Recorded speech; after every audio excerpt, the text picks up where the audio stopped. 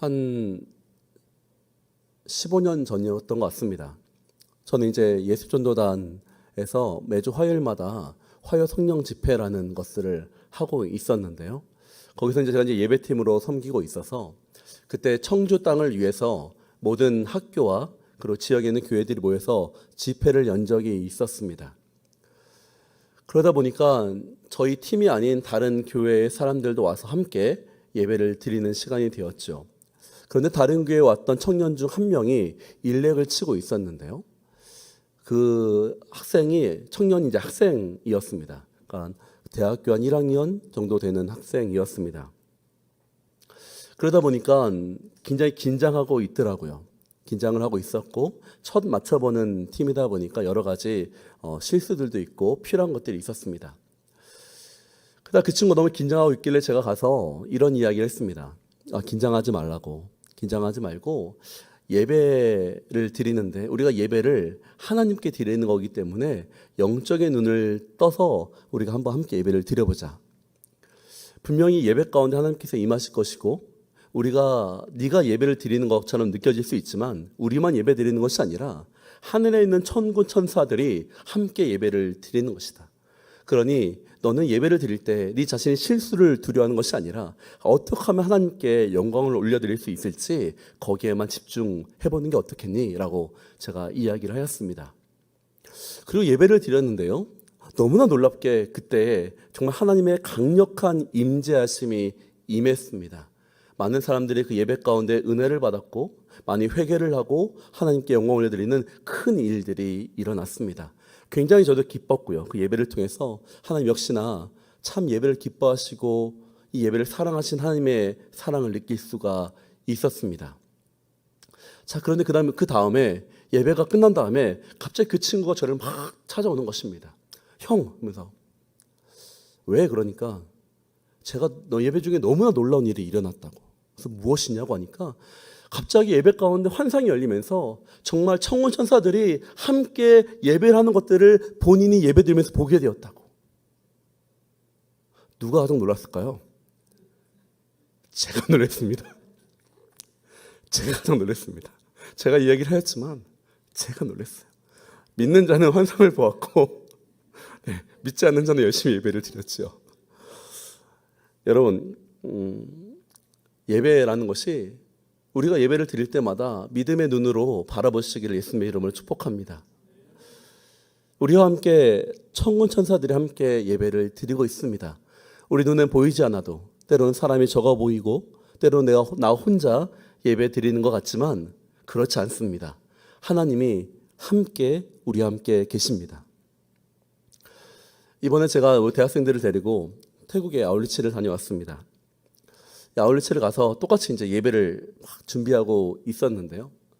한 형제가 약간 뽀여루퉁한 모습이 있었습니다. 그래서 왜 이렇게 집중하고 있지 않냐고 제가 이야기를 하였습니다. 이야기를 했더니 이런 이야기를 하더라고요. 목사님, 분명히 예배를 드리면 은혜 받을 것을 자기가 잘 알고 있습니다. 그런데요, 예전에 본인이 수련회도 열심히 해봤고 많은 집회를 다녀보니까 예배 때 은혜를 받고 나서 한 일주일도 안 돼서 그 은혜가 다 사라지더군요.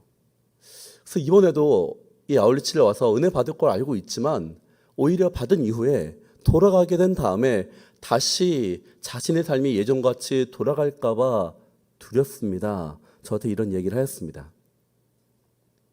여러분 어떻게 생각하신가요? 제가 그 친구에게 이렇게 이야기를 하였습니다. 아기가 걸어 다닐 때 다시 넘어질 거를 생각하지 않고 걷는다. 물론 그 아이가 다시 일어나겠지만 그리고 다시 또 몇 걸음 걷다가 또 넘어질 것이다.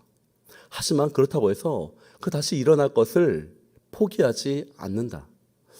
예배라는 것을 우리가 드릴 때에 하나님의 깊은 임재 가운데 들어가고 하나님의 깊은 은혜 가운데 우리가 거할 때가 있고요. 성령님이 나를 주관하실 때가 있습니다. 하지만 항상 그렇지는 않죠. 우리 삶을 돌아가 보면 다시 일상으로 돌아가서 예전에 교회에서 경험했었던 하나님을 경험하지 못하는 것처럼 느낄 때가 있을 것입니다. 그렇다면 다시 그 은혜를 받는 것을 주저하겠습니까? 그렇지 않습니다.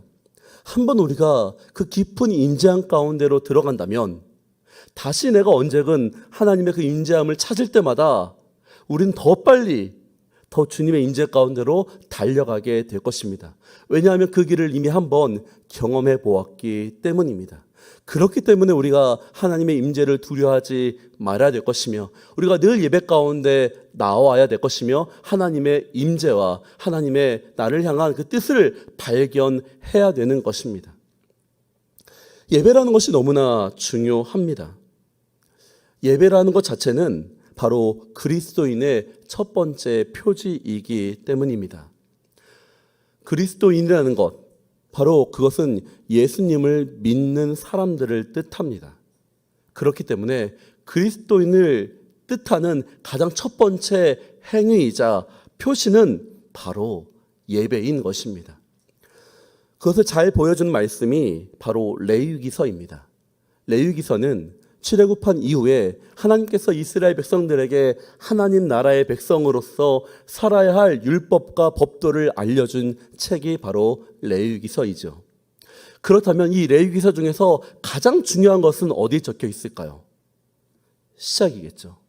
레위기서 1장, 2장, 3장, 4장, 5장을 보면 가장 먼저 나와 있는 게 바로 제사에 관한 것입니다. 제사를 통해서 하나님께서 우리 믿는 자들에게 가장 원하는 것이 무엇이다? 첫 번째가 예배다라는 것을 성경은 가장 먼저 말하고 있습니다. 그렇기 때문에 본인이 예수 믿은 지 얼마 안 됐다라고 하는 사람에게 가장 필요한 것은 무엇입니까? 예배에 나오는 것입니다.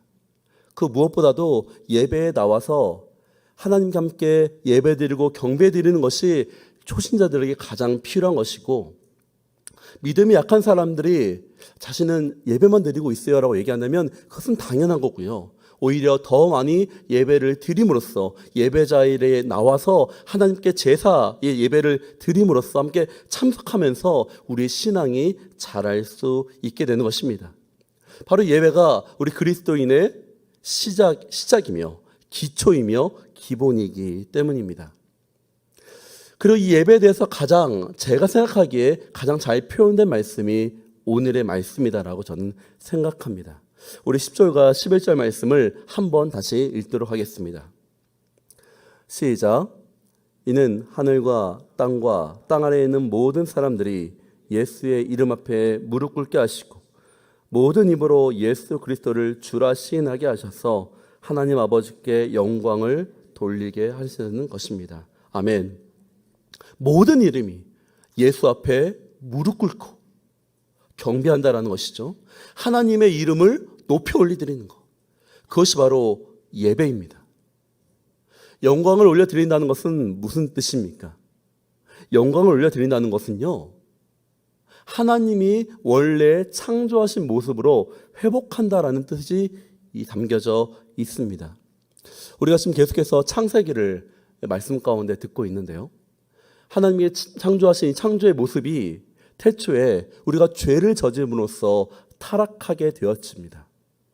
그런데 이 타락된 모습이 예수 그리스도를 믿음으로써 예수 안에서 다시 회복되게 되면서 하나님의 원래 창조하신 목적, 우리를 통해서 모든 피조물을 다스리게 하시는 온 피조 만물이 우리의 지배로서 하나님 나라가 회복되게 되는 것, 바로 그것이 하나님께서 우리에게 원하시는 것이고, 우리가 하나님의 것으로 다시 회복되게 만들 때 그것이 하나님의 영광을 올려드리는 것입니다. 요즘에 미디어를 보면요, 굉장한 소문과 영적으로 바르지 않는 것들을 많이 이야기하는 것들을 제가 볼 때가 있습니다. 부부에 대해서 미디어가 이런 이야기를 하더라고요. 결혼은 나쁘다, 이렇게 말입니다. 정말 그렇습니까? 자녀를 낳는 것에 대해서 나쁘다, 이렇게 미디어들이 너무나 많이 이슈화시키고 있습니다.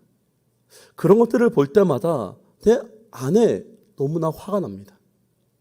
옳지 않는 것들을, 자극적인 말을 이슈함으로써 더 많은 사람들을 끌어모으려고 하다 보니 거짓으로 그들을 선동하는 것들을 볼 수 있기 때문입니다. 여러분 정말 그렇습니까? 그렇지 않습니다. 하나님이 만드신 가정은 아름답습니다. 하나님이 만드신 부부관계는요, 신뢰와 하나됨과 서로 간의 사랑이 있는 아름다운 공동체입니다. 하나님이 주신 자녀는요, 세상에 주셔서 주는 어떤 기쁨보다 큰 기쁨을 줄 수 있는 존재이며 가정을 하나 되게 만드는 놀라운 존재가 바로 자녀입니다. 하지만 그것을 진리로 여기지 않는 세상의 거짓들은요, 그것을 파괴시키고 망가뜨리고 우리 보고 하지 않도록 만들죠. 그렇다면 그것을 다시 하나님 나라로 회복시키는 것, 부부를 회복시키고 가정을 회복시키고 일터 가운데 하나님 나라가 올바로 세워지게 만드는 그 모든 것들이 바로 하나님의 나라로 돌아가는 것, 즉 하나님께 영광을 올려드리는 것이 되는 것입니다. 올바른 교육이 일어나고 올바른 가정이 일어나고 올바른 경제관념이 생겨지고 그런 것들을 세워줌으로써 하나님 나라가 이 땅 가운데 회복시키도록 만드는 이 모든 것들이 바로 하나님께 영광 올려드리는 것입니다. 여러분은 그를 위해서 부르심 받은 것입니다. 교회 나오는 것만이 아니라 여러분 삶 가운데서 하나님의 나라를 회복시키는 모든 것들이 하나님께 영광 올려드리는 일임을 여러분 기억하시기를 예수님의 이름으로 축복합니다. 그러기 위해서 하나님께서 우리에게 원하시는 첫 번째가 무엇입니까? 예배인 것입니다. 이 예배제는 두 가지가 있는데요. 첫 번째 예배는 어떤 예배냐면 바로 제사로서의 예배입니다. 우리가 일반적으로 예배하면 떠오르는 것이 바로 제사로서의 예배이죠. 제가 말씀드렸던 레위기 1장에서 5장 가운데 나오는 번제, 화목제, 소제, 속건제, 속죄제, 이 5가지 제사가 하나님 말씀하시는 기본적인 이 제사로서의 예배를 뜻합니다. 이것들을 통해서 인간은 하나님께 나아갈 때에 죄 없이, 하나님께 나아갈 때에 모든 죄를 씻김을 받고 하나님 앞에 깨끗한 모습으로 나아갈 수 있게 되는 것입니다. 하나님 앞에 수많은 율법이 있었으나 가장 먼저 하나님이 원하시는 것은 이 제사로서의 제사를 드리는 것이죠. 그리고 이 제사로서의 예배의 중심은 바로 예수 그리스도이십니다. 이제 신약시대가 되어서 우리는 더 이상 이 구약의 시대처럼 제사 때 예물을 드리지 않습니다. 제사 때 제물을 드리지 않죠. 동물을 죽이거나 이러지 않습니다. 우리 그런 것들이 다 무엇으로 치환되었습니까? 예수 그리스도로 치환되게 되었죠. 예수 그리스도로서 모든 것들이 대속이 되었고 이런 것들로 모든 것들이 바뀌었습니다. 그래서 이제는 우리는 예수 그리스도를 믿음으로써 우리의 모든 죄를 깨끗하게 사함을 받았고 그 깨끗한 모습으로 하나님 앞에 나아갈 수 있는 자격을 얻게 된 것입니다. 그렇기 때문에 오늘 10절 말씀 가운데 모든 사람들이 누구의 이름으로 예수님 하나님께 나아가는 것입니까? 예수 그리스도의 이름 앞에 무릎을 꿇고 즉 예배를 드린다라고 오늘 성경은 말하고 있는 것입니다. 이것은 바로 무엇을 뜻합니까? 전심으로 예수 그리스도를 찾는 것입니다. 여러분, 우리가 예배 가운데 중요한 것은 무엇이냐면 바로 예수 그리스도를 진정으로 찾아대는 말씀인 것입니다. 무릎을 꿇는다는 것은 자신을 낮춘다라는 것입니다. 자신을 겸손하게 여긴다는 것입니다. 상대방을 나보다 낮게 여긴다라는 것입니다. 그렇게 함으로써 그분을 존중하고 그분을 찾는 것이 바로 예배인 것입니다. 언제 이렇게 주님을 깊이 찾을 수 있습니까? 바로 이 찬양 가운데, 말씀 가운데 우리는 이 하나님을 깊이 찾을 수 있는 것입니다. 어떻게 느껴지면 단지 우리가 지금 드리는 1시간 정도 되는 이 예배, 어떤 사람에게는 이 주일날 딱 한 번 드리는 단지 1시간의 예배일 수가 있습니다. 하지만 여러분, 그 1시간의 예배로 삶이 변할 수 있겠습니까? 네, 변할 수 있습니다. 그것이 정말 진정한 예배라면 단 1분만이라도 삶을 바뀔 수 있는 힘과 능력이 그 예배 가운데 생길 수 있기 때문입니다. 이번에 저희가 아울리체를 갔다 온 이야기를 다시 한번 또 하게 되는데요. 저희가 그 현지에 있는 학생들과 함께 예배를 드리는 시간이 되었습니다. 함께 예배를 드리는 가운데 찬양을 하고 예배를 드렸죠. 근데 이 정말 하나님의 임재가 별로 느껴지지 않는 듯한 느낌이 들었습니다. 그때 한 친구가 손을 들고 찬양하기 시작했습니다. 한 친구가 소리를 지르며 주님을 찾기 시작했습니다. 한 친구가 엎드리면서 주님을 찾기 시작했습니다. 그러자 갑자기 성령님께서 그 자리 가운데 임하기 시작했습니다. 그 함께 모인 사람들 가운데 성령이 강력하게 임하자 몸을 주체할 수가 없어서 몸을 흔들고 머리를 흔들면서 자신의 있는 모든 죄악을 하나님 앞에 회개하면서 주님을 경배하며 찬양하는 일들이 일어나게 되었습니다. 그 찬양하는 가운데, 주님을 경배하는 가운데 주님이 임재하시자 거룩함이 생기기 시작하였고, 주님을 경배하고 찬양하는 가운데, 주님을 찾는 가운데 주님이 임하시자 그 안에 있었던 모든 악한 것들이 나가기 시작하며 삶이 하나님께 중심이 잡혀지는 시간으로 바뀌게 되었습니다. 단 한 시간의 예배, 짧은 예배. 하지만 그 가운데 어떤 영적 일들이 일어날까요? 우리 요한계시록 7장 9절에서 12절 말씀 함께 보도록 하겠습니다. 시작. 이르에 내가 보았습니다. 모든 나라와 민족과 백성과 언어에서 나온 아무도 셀 수 없는 큰 무리가 흰옷을 입고 손에 종려나무 가지들을 들고 보좌 앞과 어린 양 앞에 서서 큰 소리로 외쳐 말했습니다. 구원은 보좌에 앉으신 우리 하나님과 어린 양께 속한 것입니다. 그때 모든 천사들이 보좌와 봉성도들과 내 생물 주위에 둘러서 있다가 보좌 앞에 엎드려 얼굴을 땅에 대고 하나님께 경배하며 말했습니다. 아멘. 찬송과 영광과 지혜와 감사와 존귀와 능력과 힘이 우리 하나님께 영원토록 있기를 빕니다. 아멘.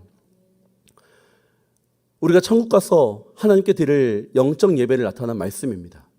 근데 이것이 단지 천국에 가서만 드려지는 것이 아니라 지금 이 순간 우리가 하나님을 찾고 구할 때 이 시간에도 동일하게 하나님의 영광이 동일하게 우리 예배 가운데 임할 것을 기대하시기를 예수님의 이름으로 축복합니다. 기대하는 자에게 하나님께서 부어주십니다. 찾는 자에게 하나님께서 영광을 보여주십니다. 우리가 조금 전에 함께 찬양을 깊이 드렸는데요. 어떤 마음으로 예배를 드리시고 계십니까? 예배를 드릴 때마다, 찬양을 부를 때마다 정말 내가 이 찬양을 부를 때에 하나님의 영광이 나에게 임할 것이고 정말 주님이 나의 영광을 받으실 것인가? 내가 정말 내 찬양을 드리고 내 목소리를 드릴 때 하나님이 나의 예배를 받으시는가? 여러분, 진심을 다해서 하나님께 예배 드리기를 바랍니다. 하나님을 두려워하시고 하나님을 경외하시고 진심을 다해서 한 번 한 번 드리는 그 예배가 하나님이 받으시는 예배가 되어야 되지 않겠습니까? 여러분, 만약 우리가 죄의 마음을 갖고 이 예배에 앉아 있는다면요, 하나님의 그 예배를 받지 않습니다. 예배 왜 10년이 오고 20년이 되어도 왜 안 바뀌는지 아십니까? 하나님의 그 예배를 받지 않으시기 때문인 것입니다. 하지만 하나님 받으시는 단 한 번의 예배가 된다면 그 한 번의 예배로 우리의 삶을 변화받을 수 있는 것입니다. 하나님께 나올 때 주께서 받으시는 예배가 되어야 되지 않겠습니까? 교회 오래 다니고 오래 나와서 많이 들은 예배가 아니라 한 번이 되더라도 진정 주께서 받으시는 예배를 드려야 되지 않겠습니까? 바로 그것은 무엇입니까? 우리의 마음을 다 바쳐서 하나님께 경배를 드리는 것입니다. 이 안 가운데 주님을 계속 찾는 마음이 있는 것입니다. 제가 28살 때 이제 선교지로 중국에 갔었습니다. 가서 어느 날 제 안 가운데 계속해서 주님을 찾고자 하는 마음을 주께서 저에게 계속해서 주셨습니다. 그래서 지금 은행동 같은 그런 시내 중심가가 있었습니다. 중심가를 막 걸어 다니는데 갑자기 제 안에서 하나님을 경배하라, 경배하라, 경배하라는 마음이 저를 계속 두들겼습니다. 하나님, 사람들이 너무 많은데요. 근데 그게 너무나 저의 마음을 두들기는 것이었습니다. 주를 경배하라, 주를 경배하라, 주를 경배하라. 그냥 그 자리에 앉아서 주님을 찬양하고 경배했습니다. 다른 사람의 시선을 생각할 겨를이 없었습니다. 왜냐하면 하나님의 영광이 더욱더 중요했기 때문입니다. 그때 배웠습니다. 아무리 많은 사람들이 있다 할지라도 내가 예배를 드릴 때 나는 누구한테 예배를 드린다? 하나님께 예배를 드린다. 아무리 사람이 없을지라도 나는 누구에게 예배를 드린다? 하나님께 예배를 드린다라는 것입니다. 우리가 예배를 드리는 것은 다른 사람을 위하는 것이 아니라 하나님께 영광을 올려드리는 것입니다. 아무리 사람이 많이 있다 할지라도, 아무리 사람이 적다 할지라도 지금 나는 누구와 예배를 드리는 것입니까? 하나님께 경배를 드린다는 것, 이 가장 중요한 것을 여러분 절대 잊지 않기를 예수님의 이름으로 축복합니다. 두 번째 말씀을 사모하시기 바랍니다. 저는 성경 말씀을 목사님을 통해서 하나님 말씀을 들을 때마다 늘 어머니를 먼저 생각합니다. 저희 어머니는 사모님이십니다. 교회에서 혹시 가장 은혜 받기 어려운 사람이 누군지 아시나요? 네, 사모님이세요. 왜 그럴까요? 남편이다 보니까 아무리 부부가 친해도 때로는 다툴 때가 있지 않겠습니까? 어느 날 저희 어머니께서, 어느 날은 아니죠, 주일이었죠. 주일 아침에 저희 아버지랑 분명히 다투는 것을 제가 두 눈으로 똑똑히 봤습니다. 저는 너무 마음이 안 좋았습니다. 아무리 봐도 저희 아버지 잘못 같거든요. 그래서 저는 이제 앞자리에서 이제 대학생 때였으니까 예배를 이렇게 드리려고 고등학생 때였나요? 대학생 때였나? 앉아서 있는데요. 아버지 말씀에 절대로 들으려지 않는 것이었습니다. 마음이, 귀가 꽉 닫혀 있더라고요. 근데 그때 그 예배 때 가장 크게 아멘 했던 사람이 누군지 아십니까? 저희 어머니셨어요. 엄마 왜 그래? 제 마음 가운데 그 생각밖에 듣지 않았습니다. 그래서 제가 어머니를 예배 끝나고 찾아갔어요. 엄마, 왜 그러시냐고. 어머니가 저 그때 한 말이 평생 가운데 있지 않습니다. 성우아, 저 단위에 올라간 순간 하나님의 종이야. 하나님께서 저 입술을 통해서 나에게 무엇이라고 할지 그 순간 내가 받지 않으면 난 일주일 동안 그 말씀을 먹고 살 수가 없어. 난 영적으로 살기 위해서 그 말씀을 듣는단다. 한순간이 될지 1분이 될지 얼마큼 될지는 모르겠지만 그 한순간에 주께서 나에게 말씀하신 거 듣기 위해서 나는 그 자리에 있는 거야. 평생 가운데 저로 하여금 말씀을 듣게 하는 기준이 되었습니다. 히브리서 11장 6절 말씀입니다. 함께 읽도록 하겠습니다. 혹시 안 됐나요? 네, 감사합니다. 시작. 믿음이 없이는 기쁘시게 못하나니 하나님께 나아가는 자는 반드시 그가 계신 것과 또한 그가 자기를 찾는 자들에게 상 주시는 이심을 믿어야 할지니라. 아멘. 여러분, 믿음으로 나아가야 되는 것입니다. 하나님께 나아갈 때에, 하나님 말씀을 들을 때에 반드시 이 말씀 가운데, 오늘 능력 가운데 하나님께서 능력을 통해서 나에게 말씀하실 것이다 라는 믿음을 갖고 나아갈 때에 주께서 나에게 말씀하실 것입니다. 믿음으로 나아가는 자에게 반드시 상을 주시는 분이 누구시라고요? 우리 아버지 하나님이신 것입니다. 여러분, 믿음으로 받고 상을 받는 여러분 되시기를 예수님의 이름으로 축복합니다. 두 번째 주님이 원하시는 예배는요, 삶의 예배입니다. 삶의 예배를 생각하면요, 저는 누구가 가장 생각하냐면 사실 에녹과 다윗이 많이 생각납니다. 우리가 창세기 말씀 보면 에녹이 하나님과 동행했다라는 표현을 많이 쓰고 있었습니다. 이 동행했다라는 뜻은 무엇이냐면 함께 때로는 다투기도 하고 관계적으로 깨질 때도 있지만 언약의 관계 때문에 계속해서 함께 가는 것을 동행한다라고 말할 수 있습니다.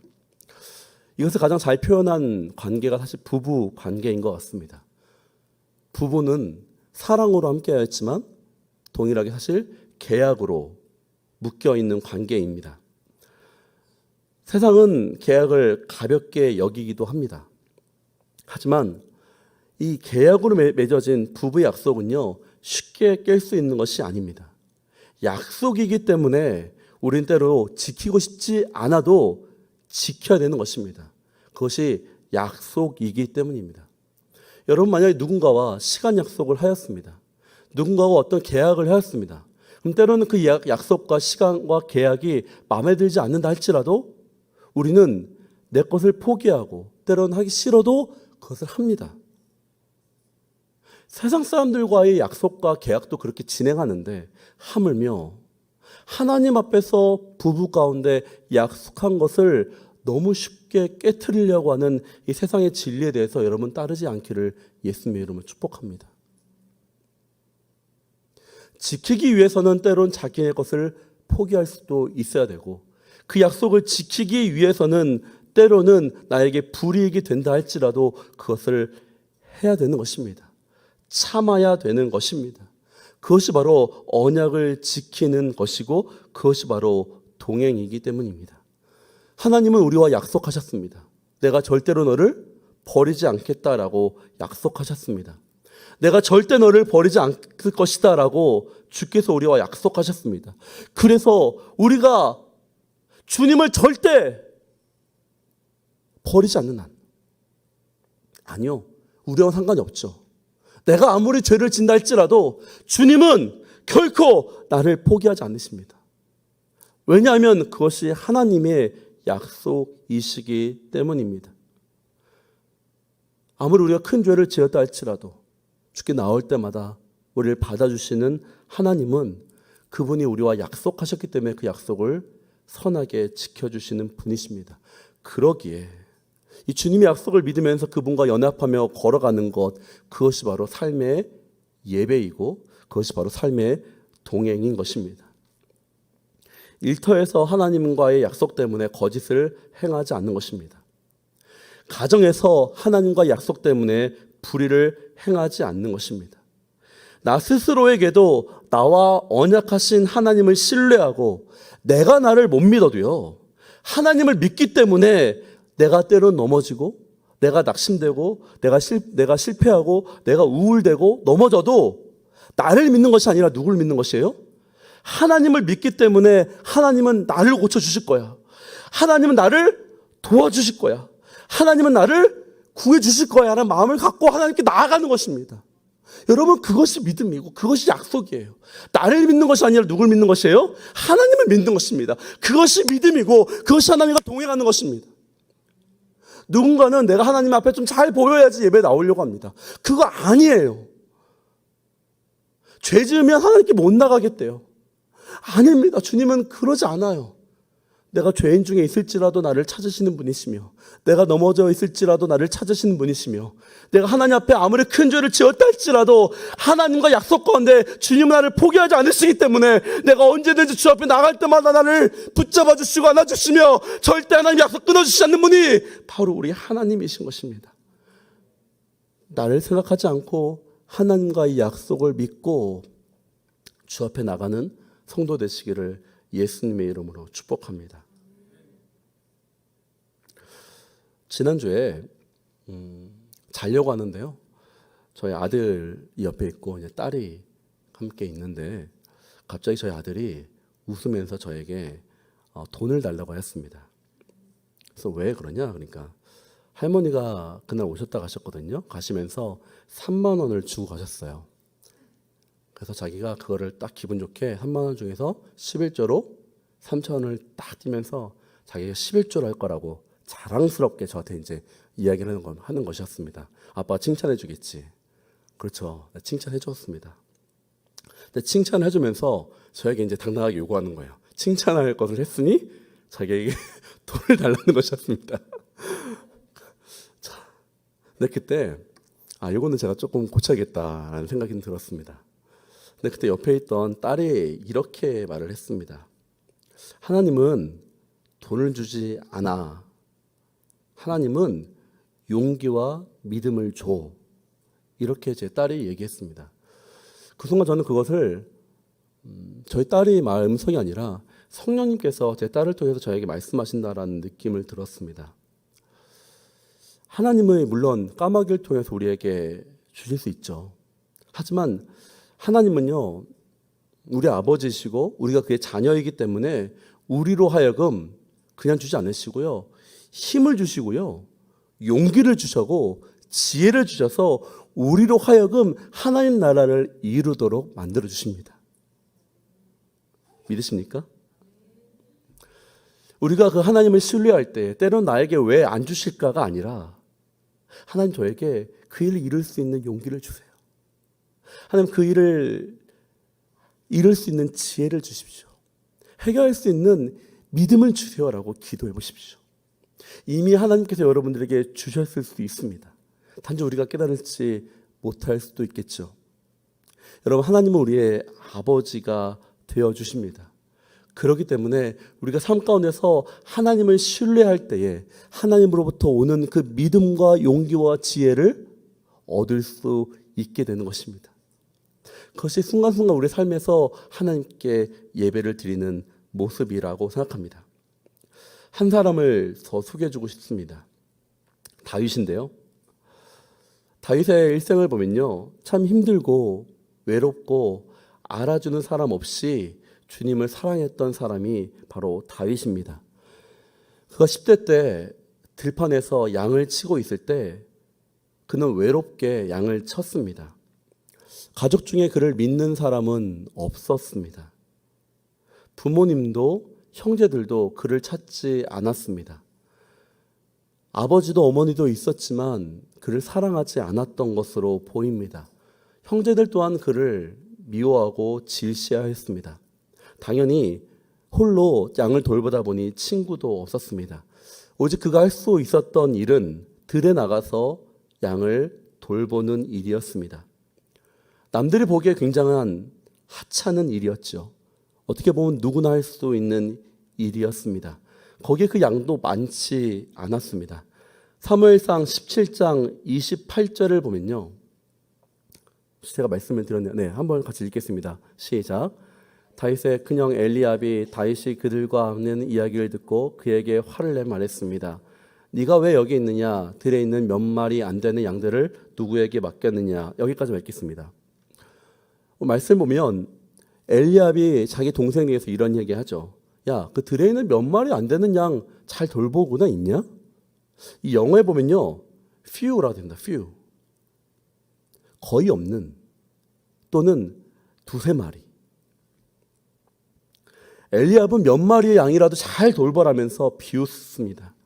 여러분, 이 엘리압이 보는 시선은요, 세상이 보는 시선과 동일합니다. 우리가 어떤 일을 할 때에 우리에게 맡겨진 일이 누구나 할 수 있는 것처럼 느껴지고 뻔한 것처럼 느껴지고 때로는 소용없는 것처럼 느껴질 수가 있습니다. 일상적인 생활처럼 느껴질 수가 있습니다. 다른 사람 시선에서는 더 좋아 보이지 않을 수 있습니다. 더 적게 받는 급여일 수도 있겠지요. 왜냐하면 사람들은 이 세상을 눈으로 보고, 돈으로 보고, 학력으로 보고, 물질로 보고, 때로는 차로 보고, 집으로, 명예로 사람들을 평가하기 때문입니다. 그러다 보니 때로는 우리 또한 사람들의 시선 때문에 돈을 추구하기도 하고, 명예를 추구하기도 하고, 학력을 추구하기도 합니다. 주님이 아닌 세상을 쫓는다는 것은 이런 걸 쫓는다는 것을 의미하죠. 자, 그런데 하나님께서는 어떻게 다윗을 보셨을까요? 놀랍게 이렇게 두세 마리의 양을 돌볼 때 하나님께서 다윗을 선택하십니다. 시편 78편 70절부터 72절 말씀 함께 읽도록 하겠습니다. 시작. 하나님은 또한 다윗을 선택해 그분의 종으로 삼으셨고 그를 양 우리에서 끌어내 새끼를 둔 어미 양을 치던 그를 불러 그분의 백성 야곱을 그분의 소유 이스라엘 치는 목자가 되게 하셨다. 그리하여 다윗은 참된 마음으로 그들을 먹이고 능숙한 솜씨로 그들을 인도했던 것이다. 아멘. 그리스도인은 우리의 삶에서 하나님의 택함을 받고 주님이 보시기에 합당한 사람이 되어야 됩니다. 근데 그 삶은 어떤 삶이냐? 다윗이 두세 마리의 양을 돌보면서 때로는 그 두세 마리의 양을 돌볼 때에 곰이 오면 곰을 쫓아가서 입을 찢으면서 양을 구해왔고, 호랑이가 찾아오면 방망이로 호랑이를 때려잡으면서까지 그 한 마리 양을 구하기 위해서 자신의 목숨을 바치면서까지 했던 사람이 다윗입니다. 다윗의 부모님이 양이 없었을까요? 아니요. 굉장히 많았을 것입니다. 그 한 마리 그냥 누가 호랑이가 와서 잡아먹고 갔어요 라고 해도 누구 하나 그를 혼낼 사람이 없을 것입니다. 다 이해할 수 있는 일이죠. 그런데 다윗은 그러지 않았다는 것입니다. 사소한 일, 충분히 합당할 수 있는 일임에도 불구하고 하나님 앞에 있기 때문에 자신에게 맡겨준 것을 절대 가벼이 여기지 않고 성실하게 행하고 성실하게 하나님 보시기에 행하였기 때문에 주님이 그로 하여금 온 이스라엘을 다스릴 자로 그날 선택하신 것입니다. 어쩌면 하나님께서 지금 우리를 선택하실 때에 우리가 가정에서 내 자녀를 위해서 밥을 지을 때 선택할 수 있고요. 청소를 할 때 선택할 수 있으실 수 있습니다. 내 남편에게 하는 행동, 내 아내에게 하는 행동을 보시고 나를 선택할 수 있을 것입니다.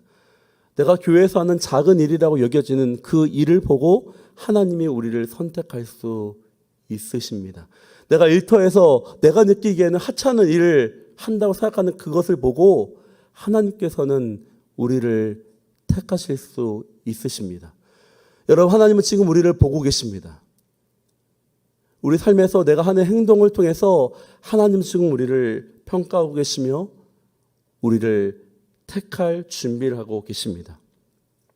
내가 지금 물건을 사는 것을 통해서 나의 재정이 주님의 것이기에 청지기로서 올바르게 활용하는 것을 보시고 우리에게 재정을 부어주실 것이며 내 남편과 내 아내가 내 것이 아니라 주님의 것이기에 더 신뢰하고 약속을 지키는 모습을 보고 나로 하여금 더 많은 동역자들을 붙여주실 것이며 내가 내 자녀를 주님의 것이 아니기에 주님의 자녀를 키우는 것을 보고 더 많은 사람들을 나로 하여금 돌볼 수 있도록 하나님께서 더 높은 자리로 세우실 것이며 내 일터에서 작은 일이라도 성실하게 그 일을 하는 것을 보고도 하나님께서 더 높은 곳 가운데 나로 하여금 그것을 기업을 맡길 수 있도록 하실 것입니다. 왜냐하면 그것이 주님의 시선이기 때문입니다. 주님의 시선이 있기 때문에 우리가 그 일을 하는 것입니다. 저는요, 제일 잘 하는 말이 이 말입니다. 주님 아시죠? 라는 말을 굉장히 많이 합니다. 때로는 저도 여러 가지 일을 하다 보니 가정 가운데 혹은 교회 가운데 일을 하다 보면요, 억울한 일이 있을 수 있습니다.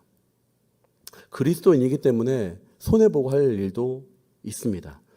오해받아도 그냥 받고 넘어갈 때가 있습니다. 목사이다 보니까 때로는 그냥 받아내고 감내해야 될 때가 참 많이 있습니다. 그런데 그때마다 기도합니다. 주님 아시죠? 주님 아시죠? 그렇습니다. 주님 때문에 오늘도 죽고요. 주님 때문에 오늘 참고 주님 때문에 세상과 다른 결정을 합니다. 주님 아시죠?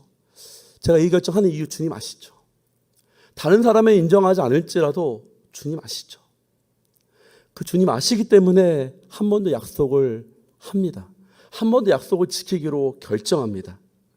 여러분, 그 순간이 우리의 삶의 예배가 되는 것입니다. 하나님이 우리 삶을 돌아보십니다. 하나님은 우리 아버지 되시고 우리를 사랑하시고 창조주가 되어주십니다.